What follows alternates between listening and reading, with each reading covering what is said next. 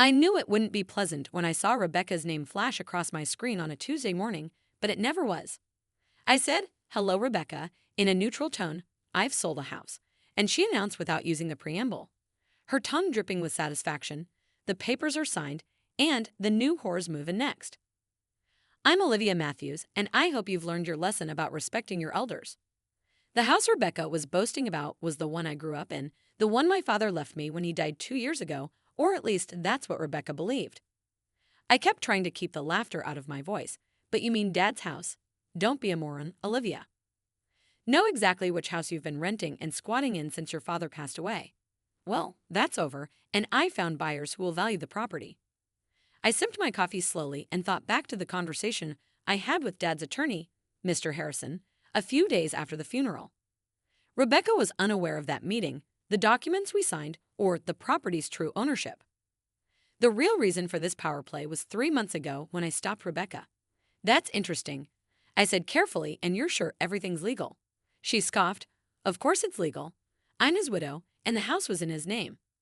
You may have been his precious daughter, but I have rights too. Perhaps the next time you'll think twice before questioning my decisions regarding the remodeling."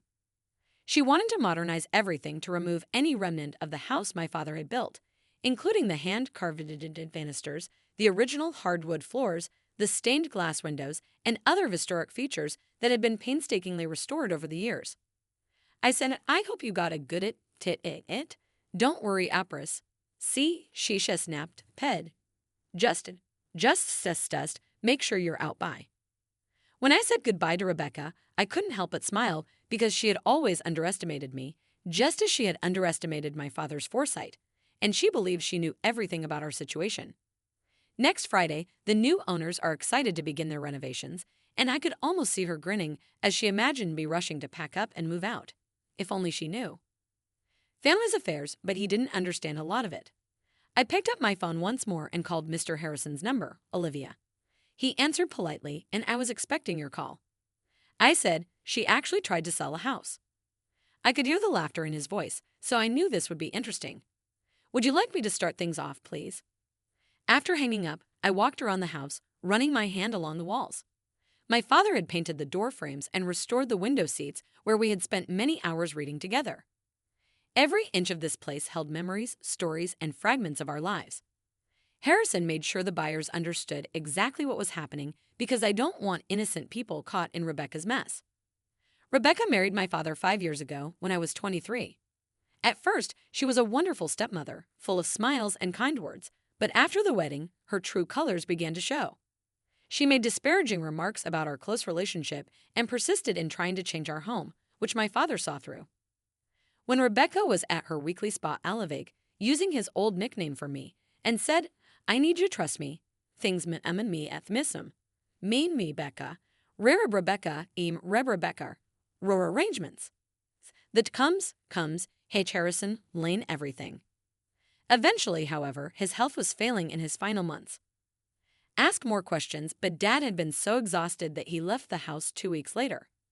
Rebecca had hardly waited until after the funeral to begin establishing her control over the house and everything in it. She redecorated rooms, moved my father's belongings into storage, and made it apparent that she was the only owner of the property. What she didn't realize, though, was that I didn't fully understand how my father protected the house and me from this kind of situation, but the meeting with Mr. Harrison had shown how meticulously he had planned everything.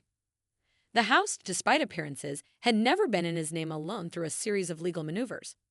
My phone buzzed with a text from Rebecca. "I expect the keys on my desk Thursday, Olivia." I typed back, smiling, "Don't worry, Rebecca. Everything will work out exactly as it should." She didn't reply, likely thinking she had won.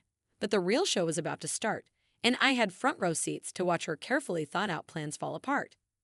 My father had always told me that patience was a virtue, and sometimes he'd say, "Simply waiting and letting people show their true selves is the best course of action." Rebecca had already shown hers, so it was time for her to learn about mine. I spent the remainder of the morning looking through some old pictures I discovered in Dad's study. One of us was painting the house together, and he saw us smiling like fools. Another showed us in Farden he plant. "The buyer's lawyer has been informed of the situation," he said, "and they are understandably upset with Rebecca, but relieved they found out." Rebecca had wanted to dig up those roses last spring, saying they were outdated, but I stopped her just as I was about to do so. Now, Mr. Harrison, the wheels are in motion.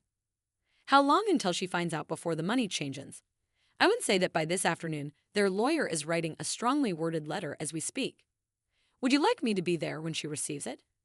I considered it briefly, decided to let her handle it alone because she needs to understand exactly what she did as you desire. But Olivia should be ready for the fallout.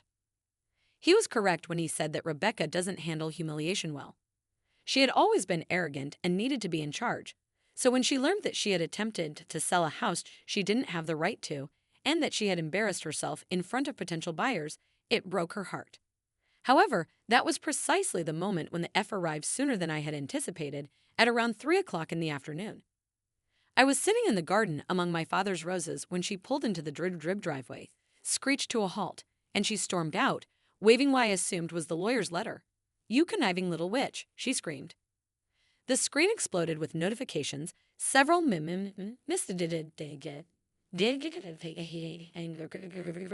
angry texts from Rebecca. The facadith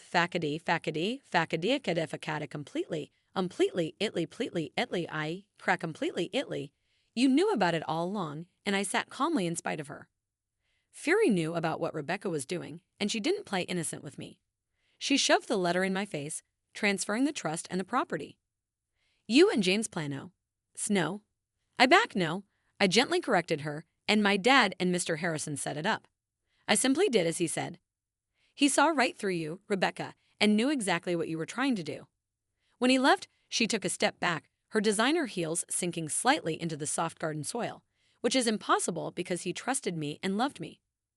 I stood up, brushing dirt from my jeans, and realized that your father would never do this to me.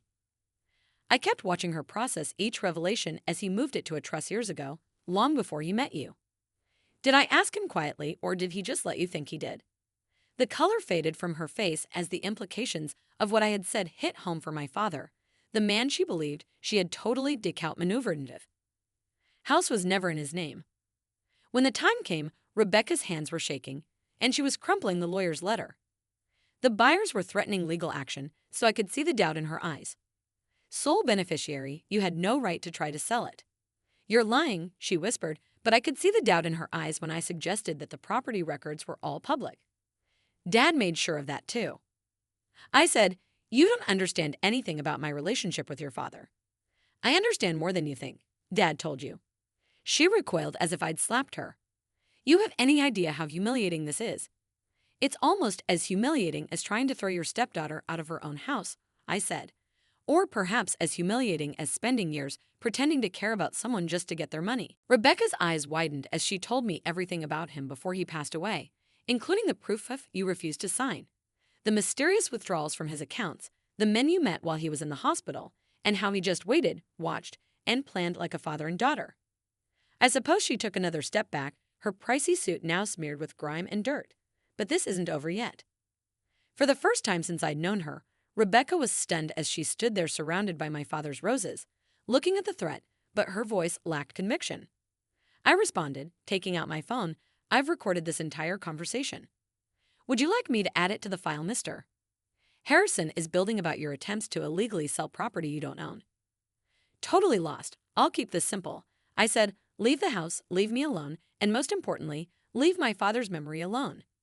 If you try anything else, any more schemes, any more attempts to take what isn't yours, everything comes out of the affairs, the money, all of it. You wouldn't dare. It would damage your precious father's reputation," she hissed. I smiled, channeling it. Rebecca looked at me for a long time, and her shoulders finally slumped slightly. "Fine," she spat, "but don't think this means you've won." I already did. I said I won the moment Dad saw you for who you are. Rebecca's quiet strength, which I've always admired, and Dad's reputation can handle the truth. "Rebecca, can yours?" The lawyer's letter was in the garden, and I picked it up after she turned and stormed back to her car, her heels sinking into the grass with each furious step as she drove off. The legalese was complicated, but the message was clear. Rebecca had no claim to the house and had never had any claim to it, and her attempt to sell it was fraudulent. I limped around the garden at the roses. Mr. Harrison's phone buzzed, and he texted me, "How did she take it?" About as well as we expected. I replied, but I think she's done. Your father would be proud. He always said, you were stronger than anyone knew. Dad had taken such good care of the house, he protected so thoroughly that he knew this day would come and had prepared for it in ways I was. The weeks after Rebecca's confrontation brought about unexpected changes.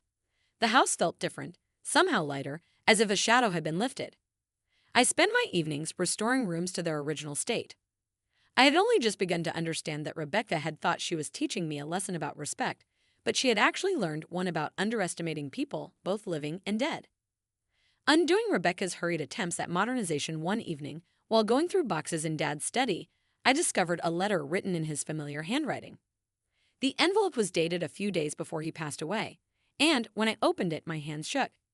If you're reading this, my dearest Livy, everything went as planned.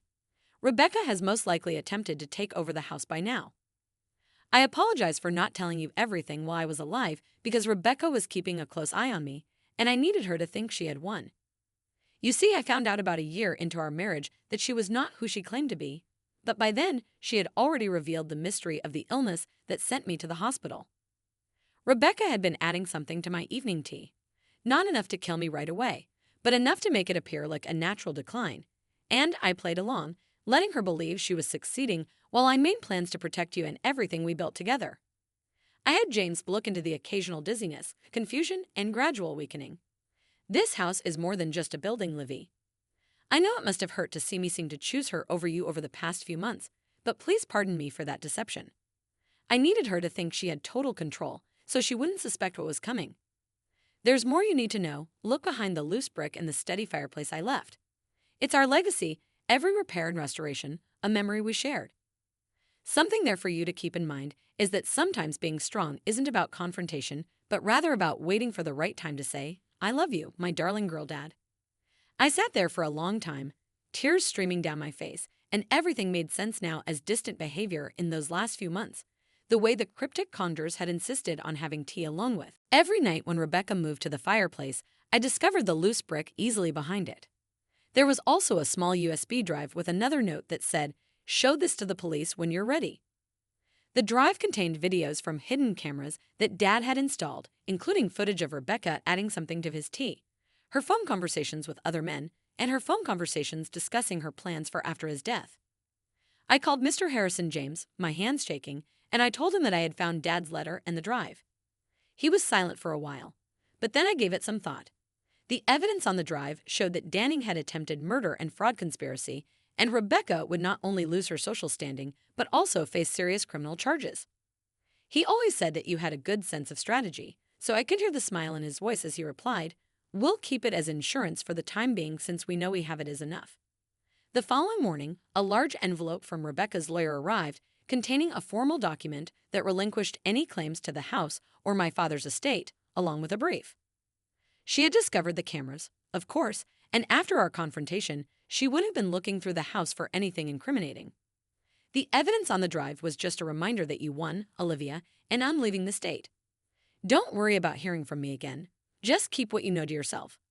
I stood in Dad's study surrounded by. The house remained as he wanted it to be preserved and treasured as a testament to our bond.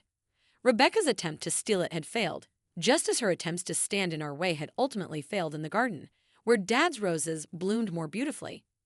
By the life we'd built together, I felt a profound sense of peace, and he had protected me. One last time taught me one last lesson about patience and strategy. He had been correct. Of course, that strength wasn't always about confrontation. Sometimes it was about waiting, observing, and letting people. I tended them more carefully than ever, honoring his memory in every flower that opened, and occasionally I could almost hear his voice as I worked among them. Remember, Livy, the strongest roots grew in silence, hidden from view until the right moment to bloom. Disclose their true selves, Rebecca had taught me about deceit and the masks people wear, but Dad had taught me something much more important. How to see through those masks, how to defend what is most important, and how to succeed without losing yourself in the process. The house continues to stand as it always has, a monument to justice, love, and patience, which serve quietly but thoroughly. The USB drive is still hidden beneath that loose brick, a silent guardian making sure that certain stories get spoken. I like to imagine that Dad is grinning somewhere, knowing that his last lesson was well learned. Buried, at least for the time being, as a father. Timing is everything, as they say.